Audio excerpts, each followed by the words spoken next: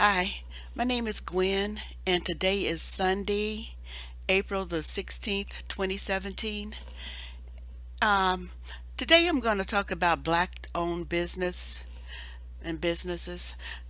What I do is I make a draft out under what I call my stuff to say folder or our document. And so I've got some stuff written down here. So I'm going to go over it. The description is going to be speak on black owned businesses in America and how we have an opportunity if we take it.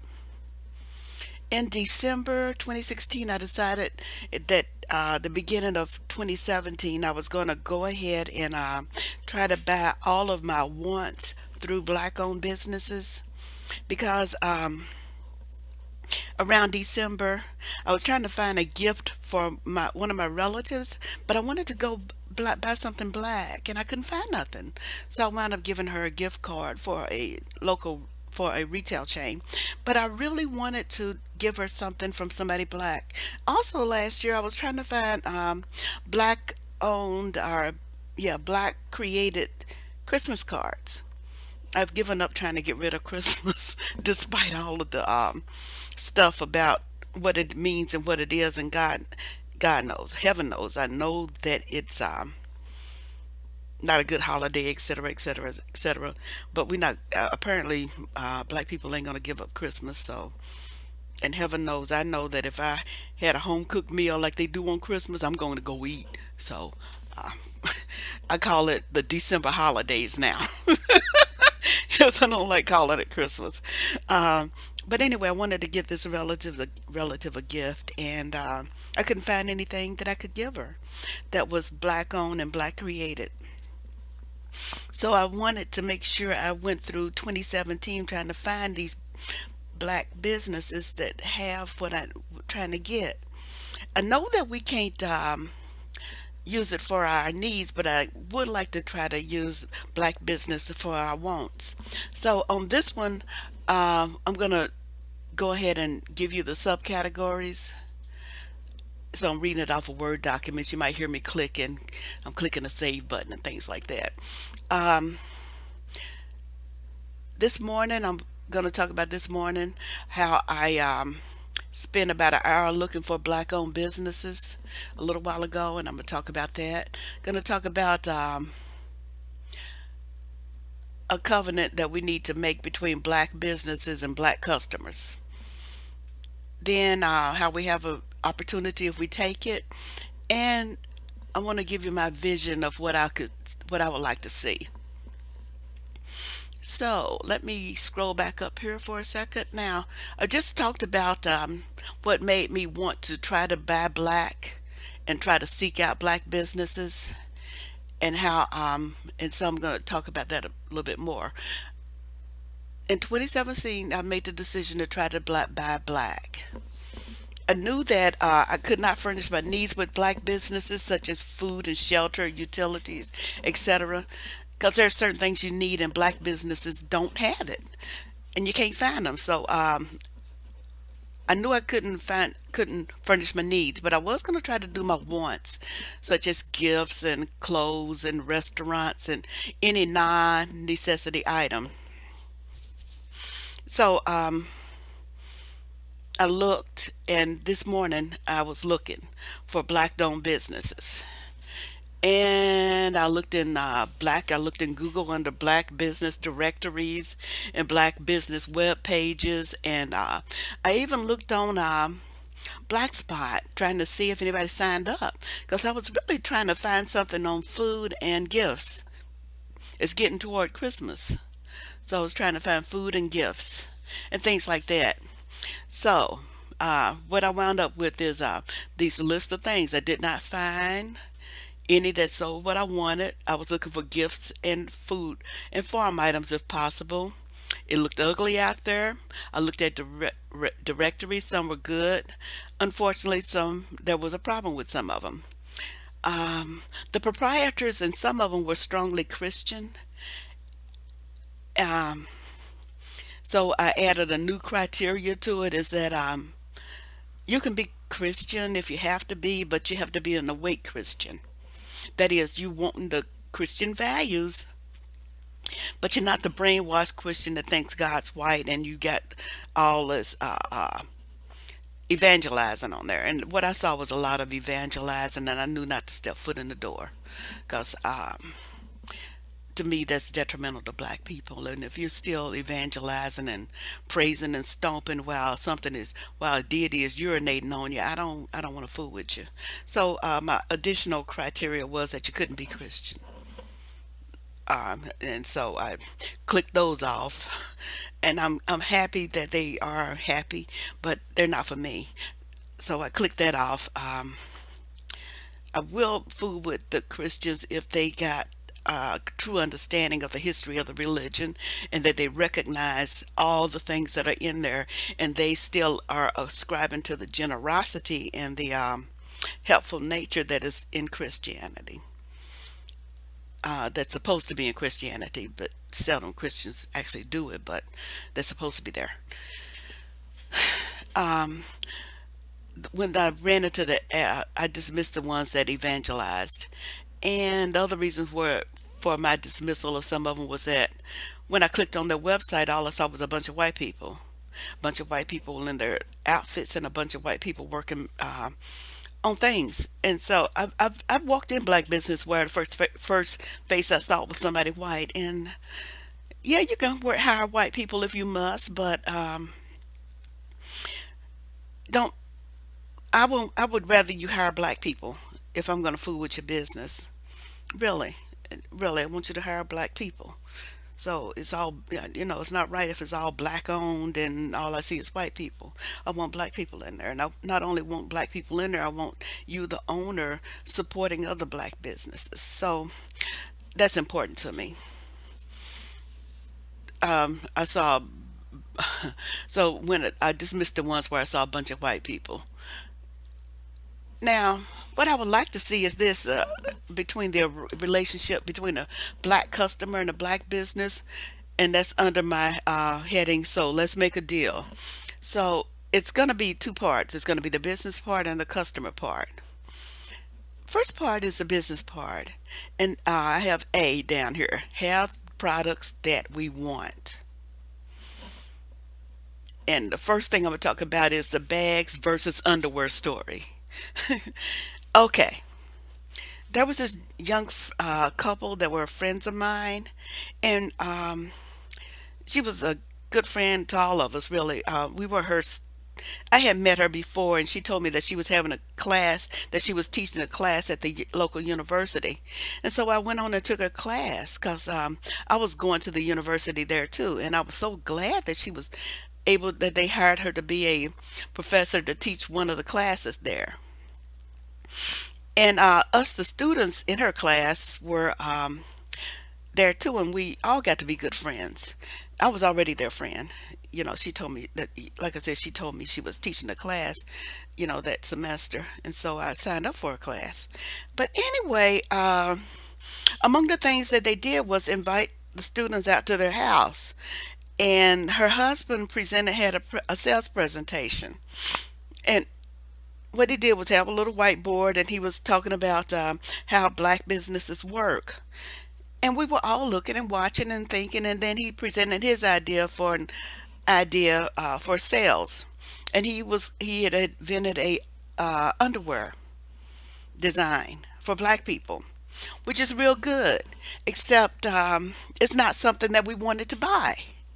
Now, the real reason why I call it the underwear versus bag story, he's showing and waving around these underwear that are specially designed for black people, but all of us were looking at his wife in her outfit.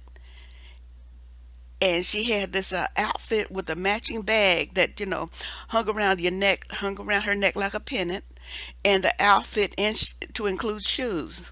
And he had made that outfit for her.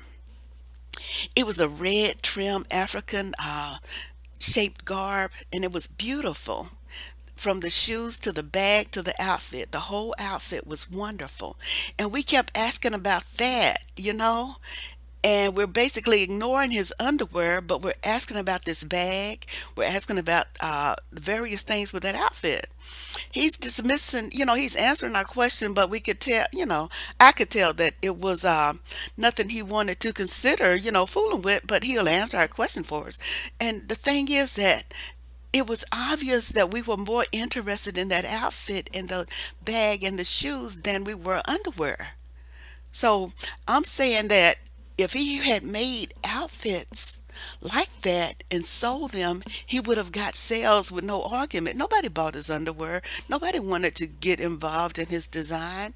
We knew we could go down the street and get underwear for 50 cents, well, a few dollars versus the prices he was charging. He was wanting to charge about 5 times as much as a regular pair of underwear costs.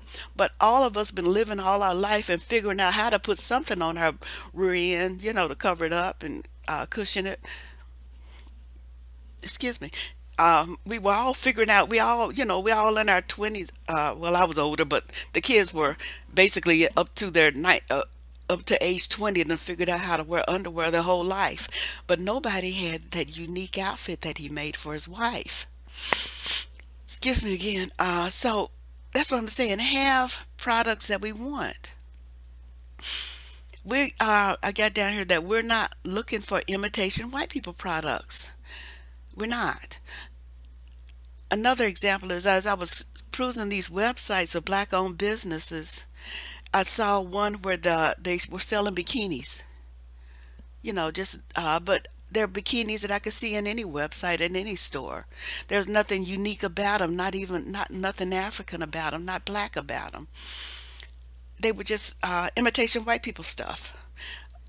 I don't want to go to a black business where I can get something of the same caliber, $20 less and easier to find. It's almost right up there with the imitation kente cloths that was being sold. Kente cloth is out when you can get it at a dollar store and a pair of tennis shoes. A pair of tennis shoes designed in kente cloth like at the dollar store that I saw.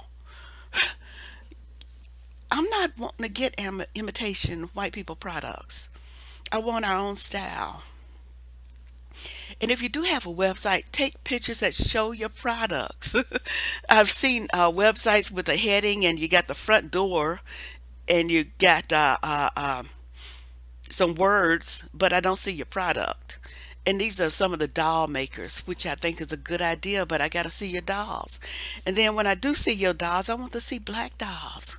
Why am I going to see white dolls for a black owned business? I'm not interested in white dolls. Nobody that's going to a black owned business is going to be looking for white dolls. So, have things that we want and have things that are uniquely black and African. You may have noticed a few times where I would make a distinction between uniquely black and African. It's because modern day Africans, I don't know, a lot of them that I'm seeing aren't really showing uh, black as a priority for themselves. And I was one of the ones, and I still am one of the ones who look to Africa as the leader of black, but not these days. I mean, they're more Christian than the black people over here, and they're more, and they're imitating white more than we are. I mean, I think white has got a grip on Africa. Look on the Google those things where the white women who are going to Africa to get white black men. They're going on vacation in Africa to get laid, basically, and they got websites for it. I also look at the black people in Africa, and I mean, there's nothing more stupid looking than somebody with some old limp, straightened hair, sweating in the hot sun.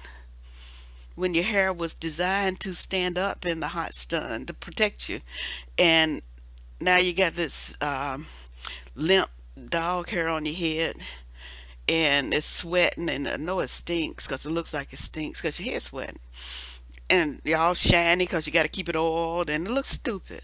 It looks more stupid than over here, and dressed in western clothes. And every time I see an African village or something, I see somebody white over on the side filming and directing.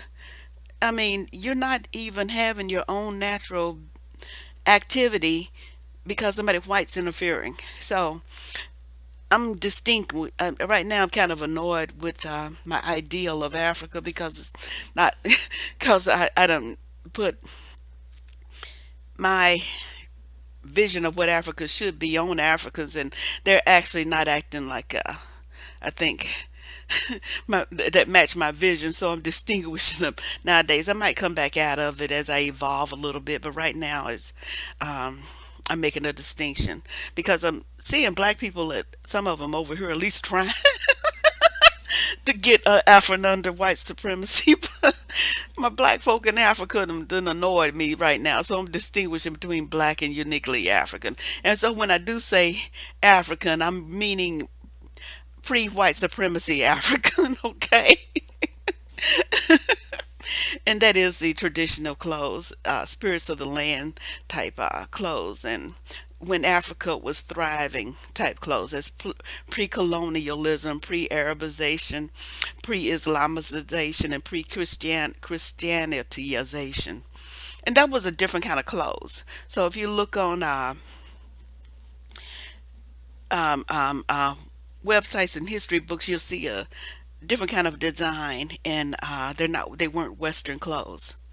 And that's the kind of African I'm thinking about. Okay, so when I talk about Africa, I'm thinking about pre everything pre-influenced Africa, which was when Africa was thriving, was before they got influenced. And so I would like to see designs based on that, or whatever you make up. Okay, because it's got to be something uniquely black in yours. Okay, so I'm looking for not imitation of white people. I want our own style and take pictures and show what you have on your website. Item C here is to sell at a reasonable price. Don't try to put your kids through college on no one sale. Sell at a reasonable price. Remember, us going into the store, we have limited funds because we're don't have a lot of money. Nobody does in black world. Even if we did have a lot of money, we gonna still think poor because we think poor, we think struggle. And so we're gonna go in there and we're gonna compare prices and we're gonna look at your product and compare prices. And if we see where your product is out of whack compared to what I can get somewhere else, then you probably won't make that sale. But if you sell it at a good, reasonable price, about, and you'll have to determine the number. Um, People will buy it because I would have bought it. And I buy about, I'm willing to spend like $50 for a shirt or a pair of pants if they're unique. And I'm willing to pay that. So that's $100 for a full outfit. So, but don't try to get me to spend $300 or $400 for something little, or a pair of pants, or a top, or whatever, or a dress, or or a jacket, because I'm not going to do that. So just sell it at a reasonable price. And then finally down here, I got spend your money on black businesses too. That is, I don't want you walking out after you done collected money and you going to Walmart and I'm seeing you in Walmart buying your pants and shirt. Okay? So you spend your money on black businesses too. Now the thing is, when they do talk about black businesses and how much money we have circulating, it's true, but what it is that we get paid and we go to a local place and shop at, even though it's a white business. That's a difference. And a lot of times, people point out Asian and Arab stores, but you also got to point out white stores. So we go there raising hell about the Asian store, but we still go in the dollar store. Okay. Now, next thing I got customer part. Be graceful customers and actually buy things. Those are the two main things I got for the customer part. You go in there browsing and looking around and poking and prodding, and the store person is trying to help you and waiting on you to get something, and then you still walk out the door. Actually buy something, okay? Go in there and buy something. This part I didn't write down. I'm able to find black restaurants, and I'm glad because one of the things I did this year was to go ahead and stop going to the numerous fast food places in my area and then seek out and find black restaurants to go into and get my food, to carry out. One of my favorite places that I used to go to went out of business, not because they didn't have customers, but for other reasons, according to the website. Basically, the couple got divorced. The mom and shop got divorced, but they were one of the best restaurants, and they were full, always full. The second one I go to is a bakery cafe that's looks like they're owned by black Muslims, and I'm not sure if they're Orthodox Muslims or NOI Muslims. They do listen to Farrakhan, and they are black. Um, I go in there and buy their stuff, and I like it. If I found more, if I and as I find more black restaurants, I'm gonna try to go to them rather than to the fast food chains because I believe that I'm getting a better quality product and I am supporting black business. I don't have a problem going to the a big problem. I don't have a big problem going to the fast food chains because when I do go to them, I'm seeing all black customers. I mean, all not sorry, I'm sorry, all black staff workers behind the counter. So I know that my support of that business is still helping black jobs. That is, this fast food chain hired local people. I live in the DC metro area, so it's got a strong black population. I would move back to my original hometown, but it doesn't have as strong of a black population, and I really like being surrounded by such a strong black population. A lot of black people all around me, and I like that. I like that in the DC metro area. So I'm in a unique position with the fast food chains because the fast food chains do support black people in their jobs because that's all I see behind the counter from manager on down to floor person sweeping is black. So I'm okay with going to a fast food chain every once in a while, but for the most part, I'm going to try to continue to go to the local restaurants that I can find that are black. What I will not be doing is going to Asian places, and nor would I go to the Arab places if I can help it, like the filling station and things. I go out my way not to go to those. Um, about the Asian places, the only thing I would ask, since I wear my hair natural, I don't really go get a weave or anything like that, and I know how to do a decent manicure and pedicure. So I don't really need them to do my hands and feet. I only do that to splurge. I only did that a few years ago to splurge. And so, but I'm perfectly capable of painting my own toenails and doing my cuticles and painting my fingernails. And I'm able to let my fingernails grow should I choose to let them. They grow fine. They grow nice. Um, Only things I went to the nail salon to do was to get my eyebrows done. And I might do that once a month. But since the incidents, more than one, with the behavior of the nail salon attendants in different parts of the country, I decided not to even go in there for that. So I went and got the eyebrow waxing supply and I sit at my little vanity and heat up the wax and practice trying to get my eyebrows right. I'm not doing too bad. I've done it twice. I'm gonna make, it's gonna be a learning experience. So I might be out there with no eyebrows after I've tried to wax them. But right now it's not horrible. But I'm doing all kind of things to kind of practice to make sure I get them halfway right before.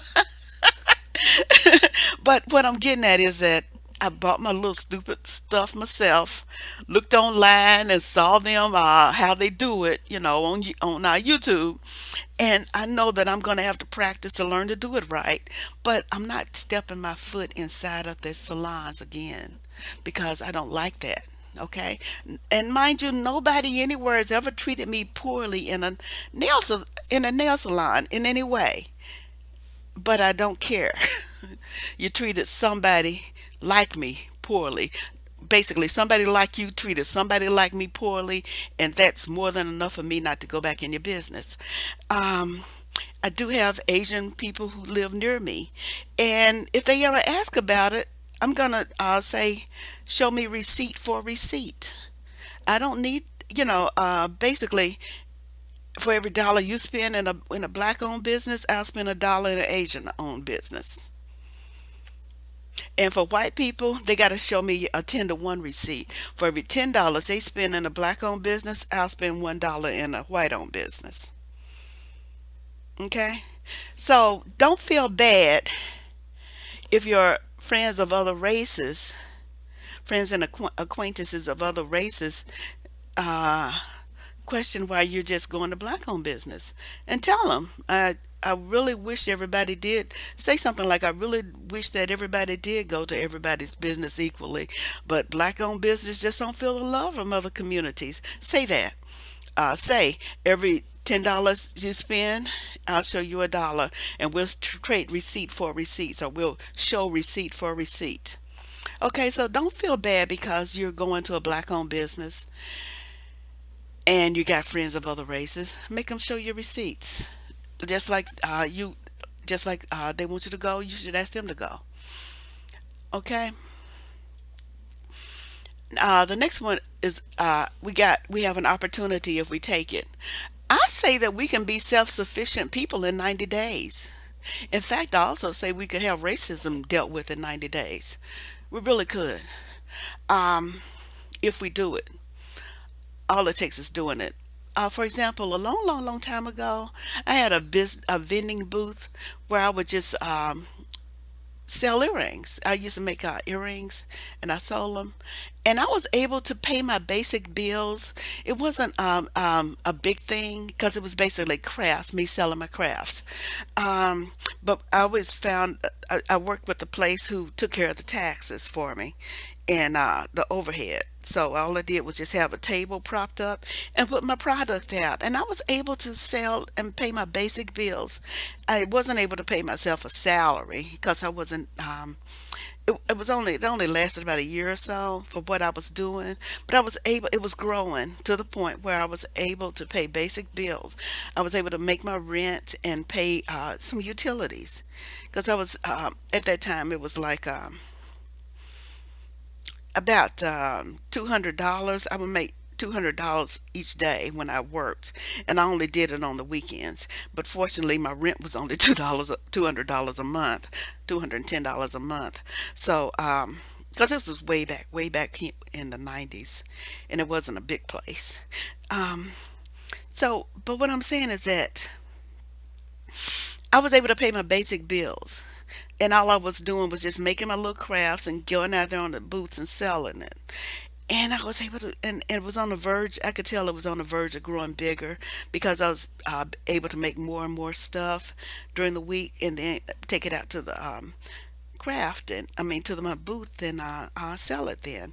And I was doing pretty good. I was creating, I called it Creations by Gwen, jewelry that heals. So I used the properties that was inherent in the stone as a sale because I believe that I do believe in crystals and things like that. And so that's what I did.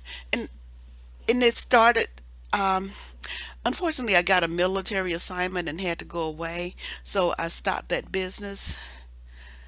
And then after I got back, I started working full time for the federal government, so I never went back to it. But what I'm getting at that I did see potential, and I did know that it could grow bigger had I kept going.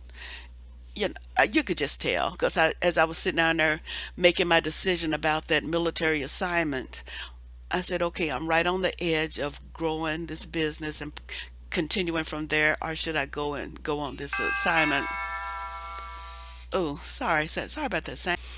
Okay, I'm back. Sorry about the noise. Had to run downstairs to the doorbell. Okay, but the main point I wanted to make about that is that I did see a potential, and it was just craft.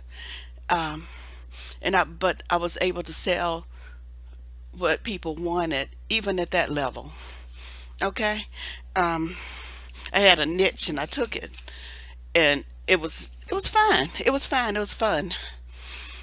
Now, this is what I would like to see. And this is going to be about across the country, every metropolitan area or within 100 miles radius of it. Because And that's what I mean by opportunity if we take it. If we take it, and that's between if we take it as in the customer and the proprietor. The proprietor's got to supply it and the customer's got to go get it. And we'll be out of trouble within 90 days. And I'm being generous with 90 days because I suspect it could be within 30 or 60 days. The first thing is that I like to see a clothing shop within a 100-mile radius, and only one or two or three or whatever it can be supported, but just at least one. A clothing shop that makes and sells unique black style clothing. Could be based on Africa, it could be based on a mix, but your creativity should be able to come up with something. And I know you can because I can. I can't sew worth a damn, but even I can think of some stuff. Um, for example, after you made your unique black style clothing, I want you to sign it. Put your signature on the design where everybody can see it. You know, like that gold press lettering or whatever that is, or whatever it takes to make your signature. You can even stitch it on or whatever. But your signature across the pants leg, at the hem or the hem of the garment top, the top of the hat, or even on the stitched on the bag that you make or purse that you make. Now I'm gonna give you two examples that's in real life. One is a lady that I work with, and she's I think she doing it from a sewing pattern, but she's doing it in a way that's uniquely her.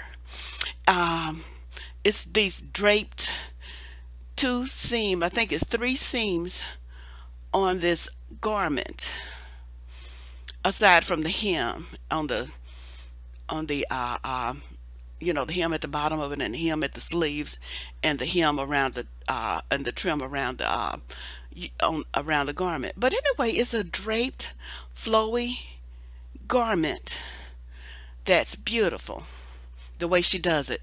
She takes the material that she uses to make it and situate it so that it's an art piece and it's unique and it's her style.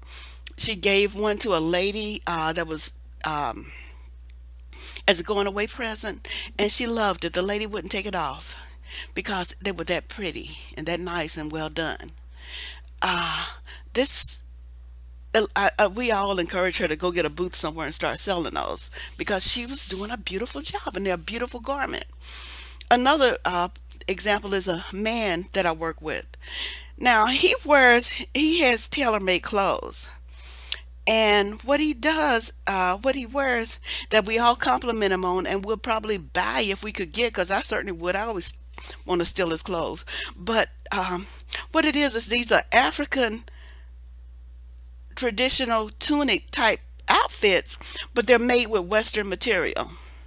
So picture one of those two-piece African suits that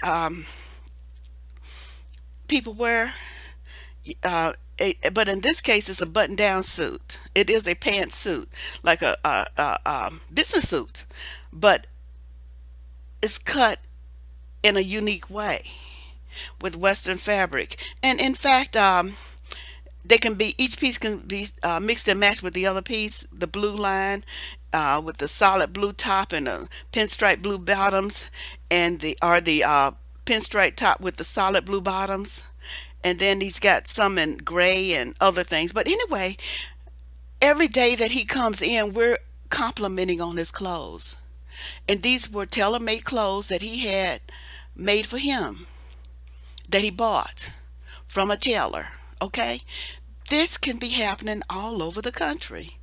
That unique tailors can be selling to black people, and black people can be buying from these unique tailors. Black people can be buying from these unique clothes makers for ladies' clothes. And like I said on the earlier example, we were complimenting my friend on his outfit that he made for his wife. Nobody was interested in the underwear. He didn't get it because he kept going with the underwear, and we're saying, what about this, this bag? We were talking about this nice bag he made and things like that. Okay? Make what we want and we will support you. And what you make can't be imitation white people clothes or Western style clothes. Got to be African look, a unique design that's African style. And then I want you to sign it at the bottom, somewhere on there. So your product can be showing your name. I would like to see a shoe shop that makes and sells unique style black shoes.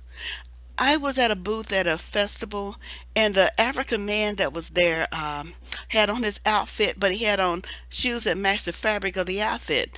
And I said, "Well, how did you get shoes that match your outfit?" Da da da. He said he made them, and they were just a soft soled, with a rubber sole bottom. That shoes that he stitched up and put together himself to match his outfit. He made his own shoes that matched his outfit. I would love that for us. So figure out how to find a cobbler or a shoemaker or whatever, make some shoes that I can buy so that I can wear them with my cute little African outfits that I want to buy. I go out of my way to find shoes, but I think that a good design to start with is a simple moccasin type design. The moccasin, you won't be making moccasin shoes, but you will understand how to put the shoe together by what the methods that the people who made original moccasins did, or even African. But you're the designer, you figure that out. But that's just some direction. If I was gonna design them, I would figure it out. But I can't sew worth a damn, so I did. I took sewing class and made a C, and the lady was generous. There's some skills, that's just a skill set I just don't have. But I do understand gluing it and stapling. But please don't glue and staple my shoes. But I do want to buy them. I like to see a bag shop that makes purses and bags that are designed well. I spent about $50 on a bag. That's a lot for me. I think I spent $64 on a computer bag, and that's because a lady marked it down from $120 by the time I got through bargaining and showing coupon codes and all of that. So I got it down to about $65 after a percent and all that stuff. Da da da. But anyway, that was the maximum I ever spent for a bag. I spent about $50, but on average, I spent about 35 or somewhere between 20 and $30. But anyway, I like a certain kind of bag, an organizer bag with lots of pockets, and I would like to see bags and purses designed well and sold to us. I have never bought a Coach purse. I won't buy a Coach purse, but a $50 bag that's been put together with a lot of pockets and all that stuff, and well-selling designs, I would suggest, if you're a vendor, make several different types of purses and see which ones sell. If you're going to design them, and see which ones sell the most, and then you'll know to increase that style, and sell a minimum of the other styles, and you'll be designing them. But a good place to start would be with the lots of pockets on the outside. I would like to see a gift shop, especially a gift shop, something that makes toys, holiday cards, whatnots, art pieces, and all items that we give to each other for the holidays. I would like for us to stop buying the latest toy craze, and to buy and make them. I just read that off to you. So this part goes, and in fact, all of this goes with homeschooling your kids. There, I can't say enough about the potential for homeschooling black kids and black families. I don't know what you got to do to make it work in your life, but you can. I would suggest cutting down on some of the frivolous stuff, trying to match the lifestyle of a white person. I mean, really, stop. Just throw that away. Throw away matching the lifestyle of white people, and throw away white people if you can. If you stop watching TV in the afternoon, or if you do watch TV in the afternoon with your kids, then you got to debrief them after the shows. Okay? Debriefing is when you sit down and explain, if you're an Afrocentric or black centric consciousness or a melanin centric consciousness, then the stuff you see on TV is opposite of that consciousness. That stuff is about indoctrination to a white priority, okay, or a white skin priority. That's selling the white lifestyle, ideology, and supremacy to you and your family. So everything you watching on TV is about selling that to you and indoctrinating your children to be victims of white supremacy, victims and supporters of white supremacy. So every TV show you watch on TV, and including the commercials that are sponsoring that show, you got to debrief your child and explain to them why that's a problem, whatever it is, and why that's an indoctrination on you. So you got to debrief them about the TV show and the commercials. Like, for example, an easy set of bad values that your child is learning from a TV commercial or the Kicks commercials, and the I think it's a one where the Leprechaun. Okay, Leprechaun is teaching kids how to steal. The Leprechaun is clearly running around trying not to let the child get whatever that is, but the kids are gonna beat him up and take it anyway. That's messed up. Okay, if your child is watching that commercial without you debriefing them, you you are falling down and failing them, because they do need to know that that's not the way to behave.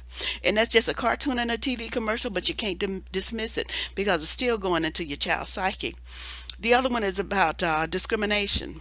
Now, if you got a rabbit or a creature that can walk in a store and pay their money for a product and you still don't want to sell it to them, then you just endorse discrimination because you didn't debrief your child about why that's wrong. So don't dismiss these commercials, and don't dismiss it just because it's a funny cartoon. If that was any other context, it'd be discrimination and theft. Okay, those are things that kid needs to have explained to them if you're going to have them watching regular TV. Other thing about regular TV is that it's selling your child on the latest stupid craze about a toy. If your child ain't even watching that, though, they don't have to worry about that. You don't have to even have to explain to your child about not buying this latest craze toy that's gonna be out of style in a few years, like the Cabbage Patch dolls and Teddy Ruxpin and some of the other toys. Every few years there's a big old toy that the child just gotta have. Okay, if you're indoctrinating your child in an Afrocentric, melanin-centric, black-centric consciousness, you'll know that that's just giving somebody else money, and they don't have to have that. But what you can do is go to a black vendor or a black gift shop, buy the supplies to have your child make toys for their friends or family members, other family members, and have those other family members make toys and things for them. Y'all can all just make your toys for each other or pick toys for each other. Unique toys that were designed and created by African hands. Okay? That's one thing you could do for the holidays. Oh, another thing I would like to see is holiday cards. Like I was looking high and low for Christmas cards that I could give to my family that were from black hands.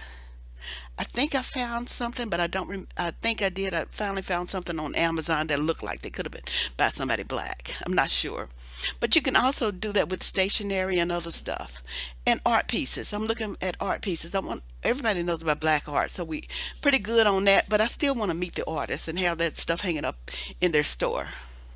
Okay. Now let's see. I'm scrolling down a little bit, and I'm looking at this to make sure that I covered everything I wanted to cover. This stuff. I wanted to purchase that kind of stuff last year, but there was nothing to be found. An additional thing that I didn't write down here, but well, I did write down, but I would like for us to have a food supply to be from awake black people. Notice I said awake black people. I'm using that, talking about the sleeping giants, as they call black people. But I'm also using that term awake black people because I don't want to keep using the word conscious community because it's got so much baggage connected to it. But I mean the same kind of people, but awake black people that are more than conscious, that you are wide awake. Conscious is that you might not necessarily be awake if you're conscious. A lot of people are conscious, but they're not really awake. And I'm looking for another word for it too. But anyway, awake and aware, that is melanin centric, melanin orientated, and melanin focused. Right now, I can't find a food supply. I want some good organic food that's still nice, that's grown naturally. Um, I don't right now. I'm not. Since I've already grown, I don't necessarily need it to be organic, but I do need it to be without the uh, genetically modified things. If whatever you gotta do to food or your crop, if you gotta look in a microscope to do it, it's wrong. If you gotta look in a microscope to do any fooling with it, then you've gone too far. So I do get when you can set an apple tree next to a pear tree and let them merge. I get that because you just merge crops. They did that. Okay, I get that. I understand. Like a peach and a plum, and you get a nectarine. I think I forgot how you made a nectarine, but okay. But if you got to do it in a microscope, don't do it. That's too far. So I don't want the genetically modified. I don't want the antibiotics. I don't want the growth hormones and all of that. I don't want all of that in my food because it's unhealthy in the long run. Okay, so that's the end of this one. That's all I needed to talk about with black businesses. Okay, so I want that covenant between the black business and black customer, and I want these things coming up within 90 days. Mind you, you don't have to have a brick and mortar store. You can either go on a website or you can, go on and create your website or even have a conglomerate of websites.